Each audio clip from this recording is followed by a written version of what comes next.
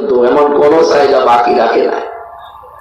এই জন্য আমি অসুস্থ, স্বাভাবিক হচ্ছে না শরীর, এটা দেরি হবে অনেক।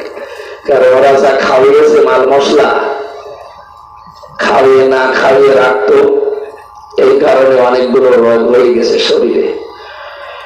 স্বাভাবিক হতে সময় লাগবে, আপনাদের দোয়া দরকার। মন থেকে দোয়া করেন, আল্লাহ যেন আমাকে সুস্থতা দান করেন।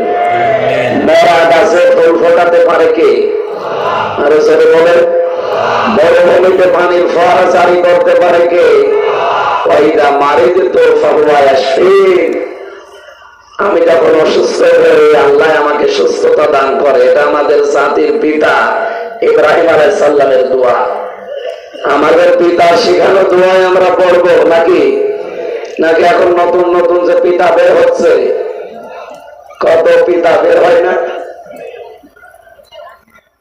সুতরাং আমরা কোন বাবা শেখানো দোয়া না, আমাদের আসল বাবা যিনি, জাতির পিতা আল্লাহর ঘোষণা দেওয়া ইব্রাহিম আলাইহিস সালাম, তার দোয়া বিশ্বাস করে